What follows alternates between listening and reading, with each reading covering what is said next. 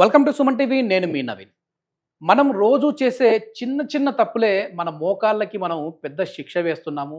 వాటిని ఆపరేషన్ వరకు తీసుకొని వెళ్తా ఉన్నామని చెప్పేసేసి డాక్టర్ చేతన్ రాజు గారు చెప్తున్నారు. అసలు మనకు మోకాళ్ళు హెల్తీగా ఉండాలంటే నీ హెల్త్ కోసము ఎట్లాంటి ప్రికాషన్స్ తీసుకోవాలి?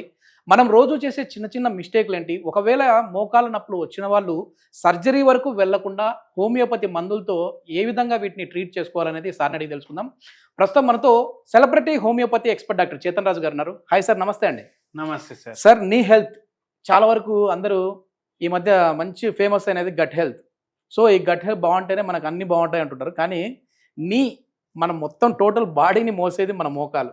సో ఆ మోకాలు హెల్తీగా ఉండాలంటే ఏం చేయాలి? మనము ఎప్పుడు చేసే రోజు చేసే చిన్న చిన్న మిస్టేక్లు ఏంటివి సార్? రోజు చేసే చిన్న చిన్న మిస్టేక్స్ కన్నా నేనేం చెప్తానంటే కొన్ని మర్చిపోతాం మనం విత్ టైం. ఆ మర్చిపోవడం వల్ల కూడా మోకాలు నొప్పులు వస్తాయి. అది ఒక పెద్ద మిస్టేక్ లాగా అయిపోయింది. ఇప్పుడు మనం సక్లం బుక్లం మర్చిపోయినాం సార్. ఓకే, అంటే మంచి కింద మట్సం కూర్చోవడం. కూర్చోండి. మీరు చూడండి, తినడానికి ఎట్లా కూర్చుంటుండే మనం. మీరే చిన్నగా ఉన్నప్పుడు గుర్తు చేసుకోండి, మీ ఇంట్లో డైనింగ్ టేబుల్ ఉండేనా? మా ఇంట్లో అయితే లేకుండే సార్. కింద కూర్చొని సక్లం బుక్లం వేసుకొని మనం తింటుండే, అవునా కాదా? తినుడే కాదు, ఎంతమంది వంటింట్లలో ఇట్లా modular kitchen, western kitchen, chimney గిమ్నీ ఇవన్నీ లేకుంటుండే. కింద కూర్చొని కిందనే వండుతుండే. అవును సార్, అవునా కాదా? అవన్నీ ఏడిపోయినాయి. అవి ఎందుకు? అందరికి ఏం కావాలి? గ్యాస్ బండ్లు వచ్చేసి గ్యాస్ వచ్చేసి నిలబడి వండుతారు. మళ్ళా సరే నిల్చొని వండుతున్నారు. సరే, ఆడోళ్ళు మార్నింగ్ గంటన్నర ఉంటారు కిచెన్ లా, మధ్యాహ్నం గంటన్నర ఉంటారు, నైట్ గంటన్నర ఉంటారు. అంటే 4.5 గంటల నుంచి 6 గంటలు నిల్చొని వండుతున్నారా లేదా? మళ్ళా దానిపైన స్ట్రెస్. వాళ్ళ ఆయన షర్టు ఇస్త్రీ చేపించి పెట్టలేదు, దానికి ఒక లొల్లి. పర్సులకు వెళ్ళి మీరు ఏదో కాగితం తీసి పడేసిండ్రు, దానికి ఒక లొల్లి. సబ్బు స్నానం అయ్యేటప్పుడు అయిపోయింది, దానికి ఒక లొల్లి. మళ్ళా రొట్టె కాలిపోయింది, ఇంకో లొల్లి. అవునా? ఈ స్ట్రెస్ లో వాళ్ళకి ఎట్లా అయిపోతుంది? అరే స్ట్రెస్ ఈటింగ్ అయిపోతుంది. పచ్చడి ఎక్కువ తినేసేయడం, స్వీట్లు ఎక్కువ తినేసేయడం, దాంట్లో లావ్ అయిపోవడం. మళ్ళీ ఇట్లనే ఒక పేషెంట్ దే కథ చెప్తున్నా నేను మీకు. ఇవన్నీ స్ట్రెస్లు ఉన్నాయి.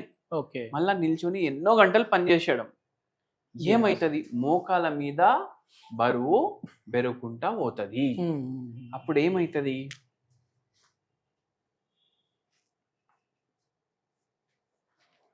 ఇది నీ జాయింట్ అనుకోండి, ఇది నీ జాయింట్ అనుకోండి. ఇది మధ్యలో ఉండేది స్పంజు. ఆ స్పంజ్ ని ఏమంటారు? కార్టిలేజ్ అంటారు. ఇప్పుడు ఇది ఇట్లా బరువు పడితే ఏమైతుంది? నిల్చున్నప్పుడు ఈ గ్యాప్ ఇంకా తగ్గుతుంది. ఇప్పుడు ఎన్ని గంటలు నిల్చుంటున్నారు? 6 గంటలు నిల్చుంటున్నారు. ఏమైతుంది? 6 గంటలు కార్టిలేజ్ మీద ఎక్కువ ప్రెషర్ పడుతుంది. అవి గుజ్జు అరగడం స్టార్ట్ అవుతుంది. గుజ్జు అరగడం స్టార్ట్ అయ్యి డీజనరేటివ్ చేంజెస్ వస్తాయి. ఇప్పుడు ఇది డైరెక్ట్ ఇట్లా అయిపోతుంది. డిఫార్మిటీస్ వస్తాయి. ఈ పేషెంట్కి కూడా అట్లనే అయింది. ఏమైతుంది తెలుసా మీకు? ఈ పేషెంట్కి అడిగిన ఏముంది బాధ? ఈ చిన్న చిన్నవి చెప్పిర్రన్ని. ఓ అంటే తిట్టుడు, అత్తయ్య తిడుతుంది, ఆయన తిడతాడు, వాళ్ళు తిడతాడు, పిల్లలు తిడతారు, అందరు తిడతారు. మీరు చెప్పుకోరా అంటే నాకు చెప్పుకునే అలవాటు లేదు అన్నారు పేషెంట్. నైట్ టైం అందరు పడుకున్నాక ఏడవడం, మళ్ళా ఆ ఏడవడం కూడా ఎవరికి చెప్పుకోకపోవడం. అంటే ఆడవాళ్ళు ఎట్లుంటారు చూడండి మీరు, మొత్తం బాధ పెట్టుకుంటారు లోపటే. దాంట్లో ఈ బాధ, ఈ పొజిషన్ తోటి ఇంకా ఎక్కువ మోకాలు నొప్పులు పెరిగినాయి. సర్జరీ వరకు వచ్చింది. మనం ఏం చేసినాం? హోమియోపతి మందులు ఇచ్చినాం. హోమియోపతి మందులు ఇవ్వడం సర్జరీ కూడా డిలే అయింది.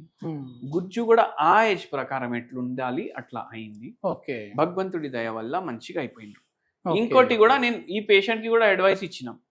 కానీ అది అందరు ఇప్పుడు చేయడం కష్టం అనేసి అనుకుంటారు. కానీ కింద కూర్చొని తినడం, కింద కూర్చొని వండడం. మీ పిల్లలకి కూడా డైనింగ్ టేబుల్ అలవాటు చేయకండి.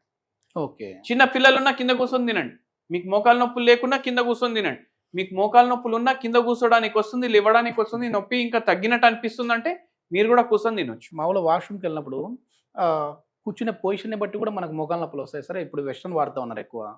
ఒకప్పుడు ఇండియన్ టాయిలెట్స్ వాడేవాళ్ళు. సో దీనిలో వల్ల కూడా ఏమన్నా వస్తాయి మనకి? చూడండి, ఇండియన్ టాయిలెట్ వాడినప్పుడు ఎంత మందికి మోకాలు నొప్పులు ఉండే మీరు చూసుకోండి. మరి అసలు ఇండియన్ టాయిలెట్ వాడడం వల్లనే మోకాలు నొప్పులు వస్తుంటాయి అంటుంటారు కదా? అట్లా అంటే అందరికి మోకాలు నొప్పులు ఉండాలి ఇంతకు ముందు ఎంత మందికి ఉంటుండే? అట్లా ఏం లేదు. మీకు మోకాలు నొప్పులు వస్తున్నాయి, మీకు కూర్చోడానికి వస్తలేదంటే మీరు వెస్ట్రన్ టాయిలెట్ వాడండి. ఓకే ఓకే, అది ఇంపార్టెంట్. ఇప్పుడు మనకు లేకపోయినా వెస్ట్రన్ వాడకూడదు, అసలు వాడొద్దు. ఎందుకు వాడొద్దు? దానికి కూడా రీజన్లు ఉన్నాయి, అవి కూడా నేను చెప్తా. ఒకటి, మీ నీ జాయింట్ మీరు చిన్నప్పటి నుంచి వెస్ట్రన్ టాయిలెట్ వాడకుండా ఇండియన్ టాయిలెట్ వాడుతున్నారు అనుకోండి, స్క్వాటింగ్ పొజిషన్ ఏదైతే న్యాచురల్ ఉంది, జంతువులు కూడా ఎవరు సిట్టింగ్ పొజిషన్ లో కూర్చొని చెయ్యరు. మీరు జంతువుల్ని కూడా అబ్జర్వ్ చేయండి, కుక్కల్ని అబ్జర్వ్ చేయండి, స్క్వాటింగ్ పొజిషన్ లోనే మోషన్ పాస్ చేస్తారు. అంటే న్యాచురల్ అది స్క్వాటింగ్ పొజిషన్, అదే పొజిషన్ బెటర్. అందుకే ఇండియన్ టాయిలెట్ వాడాలి, అది first. Second thing, constipation develop అవుతుంది వెస్ట్రన్ టాయిలెట్ ఎక్కువ రోజులు వాడితే. మళ్ళీ ఇంకోటి ఏంది అంటే, ఏదైతే ఇండియన్ టాయిలెట్ మీరు చేసినాక లేచి ఫ్లష్ చేస్తారు కదా, అది ఈజీగా మొత్తం వెళ్ళిపోతుంది. అయితే బ్యాక్టీరియల్ గ్రోత్, ఫంగల్ గ్రోత్ అవి ఎక్కువ కావు. వెస్టర్న్ టాయిలెట్ లో బ్యాక్టీరియల్ గ్రోత్, ఫంగల్ గ్రోత్ ఎక్కువ అవుతుంది. ఇన్ఫెక్షన్ స్ప్రెడ్ అయ్యే ఛాన్స్ ఎక్కువ ఉంటది. యూటీఐలు ఎక్కువ స్ప్రెడ్ అవుతాయి. లేడీస్ లో మీరు చూడండి, చాలా మందికి యూరినరీ ట్రాక్ట్ ఇన్ఫెక్షన్లు ఎందుకు అవుతాయి? అవునా కాదా? ఇప్పుడు చదువుకున్న వాళ్ళు చెప్తున్నారు, అరే వెస్టర్న్ టాయిలెట్ వాడాలి లేకపోతే మోకాలు నొప్పులు వస్తాయి. అట్లా ఏం లేదు. సెంచురీస్ అంతే 100 ఏండ్ల నుంచి ఇండియన్ టాయిలెట్ వాడుతుండ్రు. అయితుండేనా ఇంతకుముందు ఇంత మోకాలు నొప్పులు? మోకాలు నొప్పులు అవ్వడానికి 100 ఫ్యాక్టర్లు ఉన్నాయి. దీని వల్లనే అని ఉండుంటే మన తాత ముత్తాత వాళ్ళ ముత్తాత అందరికి జీవితాంతం మోకాలు నొప్పులు ఉండి ఉంటుండే.